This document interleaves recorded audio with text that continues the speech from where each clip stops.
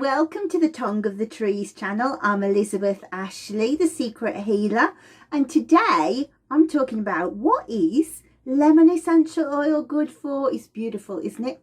Gorgeous, gorgeous oil. Quite cheap to buy. But what's it for? Well, let me tell you a little bit about our project.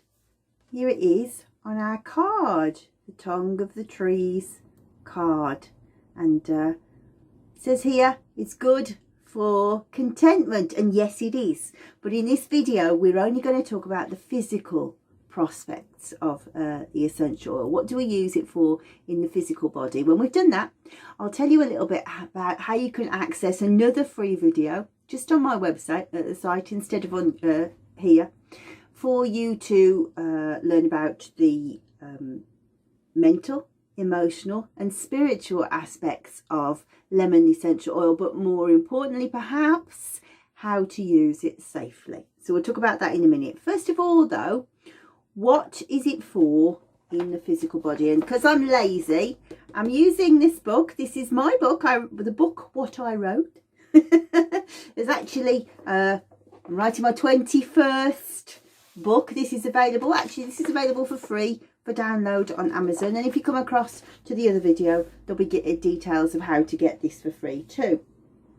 But it tells us in here historical successes of this essential oil have included stimulates creation of white corpuscles. What does that mean? Well, helps immunity is the big thing. We all know. It always amazes me that people go, I don't believe in plant medicine, and then you realise that they use a lot already.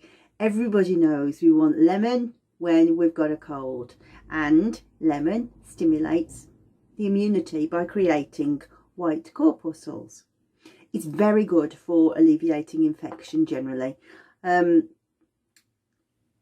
It's got a powerful boosting mechanism, but of course the fruit is full of vitamin C. Now let me just myth bust for a second. There are no vitamins in essential oils, and anybody who tells you there are, you can say no, how can that be? Because this is an oily product, and most vitamins are water-based products, so how are they going to pass through distillation? And they'll look confused, and you don't need to give them an answer. But they're not in there, guys, they're not. But the terpenes in there are so good for kicking the body into gear. Good for wounds. It smarts in wounds, right? So where the theory is correct, we want to be very careful about putting it in. It's quite a sore oil. We don't want to put that on. But it's very good for cleaning generally. You know, if you've broken the skin now, I'd definitely go for lavender over the top of it.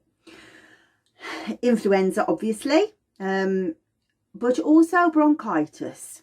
So how do we use it in those kind of situations? Well,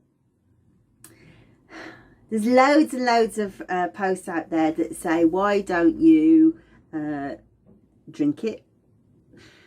Well, here's a good reason why not to. First of all, on the most simple level, if I poured that into a glass of water, it would float on the top. It doesn't merge with the water, so it doesn't dilute it. And certain essential oils will have a damaging effect to the mucous membranes as it goes down. Lemon, not so much, but you know what? It doesn't taste like lemon, people. It's horrible, right? What you could do, bear with me though, because I'm still going to say don't do this. What you could do is put it in some honey and take it internally. You could put it in a teaspoon of olive oil and take it that way. Wouldn't you be better using a lemon, right? So that's the first thing. The second thing is, when you do that, if you drink the essential oil with water, it goes to the wrong system. Taking it on honey would actually take it to the right place, which is the stomach that we want it to go to for gastric infections. It's not going to go to the lungs, is it? It's just not. So just for a little bit of... I've just been joined by a load of ladybirds. That's why I keep looking up. If you want it to go to the lungs, actually, I'm afraid it's rectal medicine that we use for internally. So, no thanks. So the best thing to do is 3 or 4 drops in a tablespoon of essential oil. Rub it on, rub it on. It absorbs through the skin into the bloodstream and circulates to the places that you want it. Here too, beautiful vapours, beautiful. And remember, what's our keyword? Contentment. We feel content. I feel quite content after reading that. Now, as I said, gastric infections, should you need to, same applies, although I would rub it on the tummy. Rub it on the tummy. Reduces temperatures. Ladies and gentlemen, apologies, I am on my soapbox. It does reduce temperature, no doubt about it. All lemon does, right? However, there are dangers with reducing temperature and epileptic fix. So people often think, and I used to think, that if somebody's temperature goes too high, it can cause an epileptic fit. That is true. It's not the temperature that has the problem. It's the change in temperature, the rapid change of temperature, that is the problem. So, I'm testing those of you not listening at the back. If we quickly bring a temperature down, are we being helpful to the body? No, we're not, are we? We are still putting ourselves at that same risk of epileptic seizure. More importantly, that temperature is your body already doing what it's supposed to do to fight the infection. So if you bring the infection down, you are retarding its process. It's trying to burn out and overcome. If you want to get technical, it's the macrophages overcoming the pathogen that causes the heat. If you bring that temperature down, all you do is invite your natural defences to move back from the front line. Don't do that, okay? Thank you. Bactericidal, fantastic. If you put some on a clean cloth and wipe over the surfaces, gorgeous, very clean, very cleansing. Doesn't cut through grease quite as well as orange oil, but it does cut through the grease, and it will purify your work surfaces. Also, and I'm a big believer in this, it smells of lemons, and lemons belong in the kitchen, and the smell of lemons in the kitchen is beautiful, and the smell of natural lemon in the kitchen is far nicer than the smell of synthetic lemon. I'll talk a bit more about that in a minute. Paradoxically, it also fights acidity in the body. So if you are struggling with acid reflux or heartburn or stuff like that, even though it's an acidic fruit, very soothing. Use it with something like cumin, cardamom, caraway. Beautiful, beautiful, beautiful. It's cooling and refreshing, obvious. Very good for chilblains. Now, this is taking me back to my youth now. In my youth, I was a more slender person who could often be found in a leotard. Mostly lived in a leotard, actually. I was a trained ballet dancer. And if you spend a lot of time on points, it breaks your shoe. It breaks your skin around your toes. I had terrible feet. And one year, we used to have to wear blue suede shoes to school. And It rained so much, we are in England after all, it rained so much that the dye went through from my blue suede shoes into my broken blisters and poisoned my foot. Not many ballet lessons for that year. But what I'm left with even now is chilblains in that same toe, never ever recovered. If it gets cold, they hurt. And so, lemon oil is my friend. Lemon and ginger, very good for chilblains. Insect bites, theoretically yes, things like mosquitoes, but I can think of better ones. You know, if you've only got a bottle of lemon, great. Probably as well, it would mean that I don't think that the bugs would like it. There's quite a lot of pesticidal qualities to citrus oils. But yeah, if you have got other oils, I'd go lavender at the very least. Snake bites. I live in a country with no snakes, so I cannot attest to that. But the books tell me that is so. It is a tonic for the liver and the pancreas. So if you are struggling with digestive issues in particular, or if you have been under a great deal of stress, this is a good way of boosting your body to chuck off the effects of the stress. That's a very long story cut short. But to get the processes working effectively again, it's beautiful, beautiful oil for the liver. Circulation, we're going back to chilblains in a way, aren't we?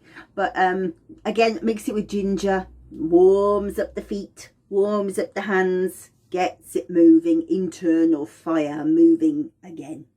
Rheumatism and arthritis, again, I can think of better oils, but yes, it would work. I would use lavender and juniper, but yeah, in fact those with lemon would make a beautiful blend, and would certainly heat up the joints a little bit. Varicose veins, circulatory again. Just be really careful with this one. Bit of theory for you, that as sort of a professional tip, that it would be contraindicated to massage over varicose veins. So if you are going to use it, you put it in the thinnest moisturizer, or a very, very thin carrier oil like grapeseed, something like that, that's very light, and it's the simplest smoothing. And I wouldn't even do it over the vein, I would do it either side of the vein. But yeah, then it gives it close enough proximity for it to go into the blood vessels that are pushed. In addition, I would also use geranium oil. Lemon and geranium is fantastic for varicose veins. Geranium is very good for moving the blood away from the walls of the veins and arteries. So we would use it for broken capillaries, that kind of thing. High blood pressure, again, yes, I can think of better ones. It's not one of my friends. In fact, I had to find this old. I doubt there's an ounce of goodness left in this bottle. Look at how scabby and old it is. Because I just don't use it. And actually, in all of that, you would have thought there would be a bottle of lemon, but there just isn't, because it's not one I use. So high blood pressure, you could use it, but would be better blended with or using instead clary sage, ylang ylang. But ylang ylang and lemon, delicious blend, so that would be very effective. And of course what you would do is wear it as a aroma pendant, I would. So you're just inhaling. So there's the medicine though. Going back to the card, if you feel more content, the blood pressure comes down, doesn't it? It's very, very weird how our art works. The one thing that I don't think anything can beat lemon for is warts and corns and verrucas. We say verrucae when it's written, but verrucas. They're called plantar warts, I think, in America. So what I would do breaks every rule in the book, right? So everybody's going to be saying to me, strike her off. You're not supposed to use them neat. But if you get a cotton bud and you put it in the lemon oil and you put it right onto the wart, not the surrounding tissues, only onto the wart, what happens is, and this is why we don't use essential oils neat, it burns it. You can't feel it because that's dead tissue, but it burns down to the root and eventually it falls off. So just be really careful. If you can get a corn plaster, actually, that's even better, because you can put it over so it protects it, and then you're just making sure you're going right onto the root, but we don't onto the wart, but we don't want it to go onto the skin, because it will irritate it and cause skin sensitization. Gallstones, this is very much relating back to what I was saying about the liver and pancreas tonic. The liver and gallbladder work together in tandem. If you look at things like Chinese medicine explains that the liver is the foreman of the body. He is the one that does the arranging of you do that, you do that, you do that, you metabolize, you thicken the blood. It controls everything. Behind it, the gallbladder is the strategic planner that says, if we do that, then that will work really well. If we do that, that's not so great. So always with the liver, the gallbladder has to be working well. If the liver has been under a lot of pressure, then the gallbladder takes the hit, and so we see gallstones. So amongst other oils, lemon is very good, and for that, by all means, use it diluted into carrier oil, massage it onto the tummy, but also, it sounds very strange, but also down the sides of your leg where your trouser seams would go. Inside is the liver meridian, outside is the gallbladder meridian. So rub your dilution down the outside of the leg. That's very good for helping stabilise the gallbladder meridian and thus the energy. Seborrhea, greasy skin. It's so astringent. Remember how I said you can clean the surfaces, it cuts through the grease. Very good if you've got very greasy skin. So what it has is a drying effect. So we do not want to use it if we have not got greasy skin. Yeah. Likewise, a bit like lavender. Lavender balances the sebum glands, so it says don't make any more. So if you've already got dry skin and you use lavender, you are causing all manner of issues. So who are the people that would use lemon? Particularly, it's great for boys, teenage boys, because it hasn't got a girly smell. But if you've got acne, tremendous, because of course it has that antibiotic bacterial effect going on in the background too. Brittle nails, apparently, I've never had them to be able to deal with, but what I can say is if you have liver disturbance, then your nails become brittle, and we're opting for an oil that tones the liver, so potentially that effect is there. You could try putting some in your hand cream, see what the effect is. Tender feet, just strain, you know. We're back where I was in the ballet shoes again, very, very tender. We're back with the warts, aren't we? I would use something like lavender and peppermint and lemon on the bottom of the feet, calm down that soreness. I would also say, if that is something that you're stressing with, like plantar fasciitis or something like that, it's worth going to see a reflexologist. What are the pressure points that you're standing on that are causing you so many issues? And apparently, according to my book, it whitens your teeth, but I'm not convinced about that. So those are the main things that lemon essential oil are good for. Myriad, aren't there? There are so many different ways of using it. But we'll address this in the next video. One of the reasons I don't keep a bottle, except for this sample bottle just to smell, but this literally is 20 years old, so it's not a great representation of the smell. Because what happens is, in the citrus oils and really ones that are expressed rather than distilled, is they decay.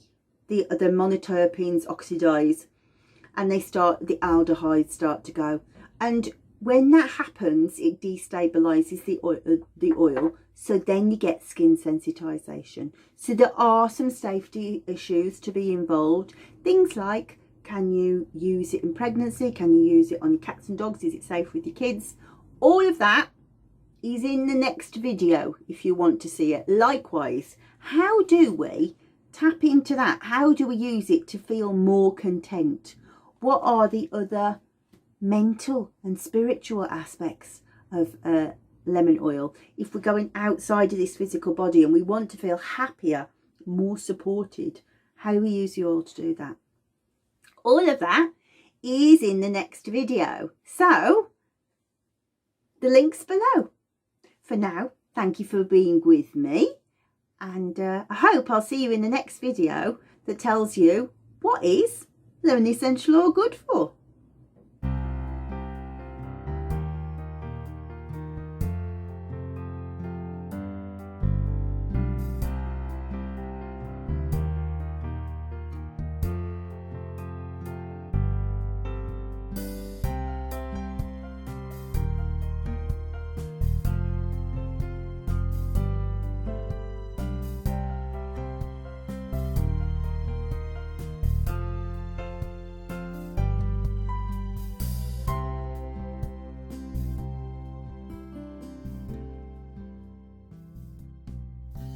You get your phone, you turn it this way up, and then there's a little red subscribe button.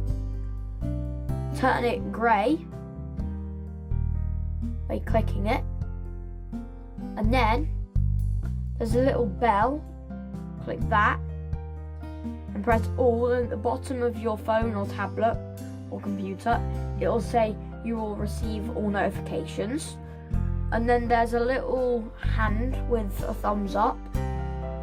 Click that, it'll turn it blue and it says added to your liked videos, and there will be comments, and if you want to you can send a comment and say like hi's to Mum and Gerglei, and then the link to the next video will be in the description below underneath the video. So bye.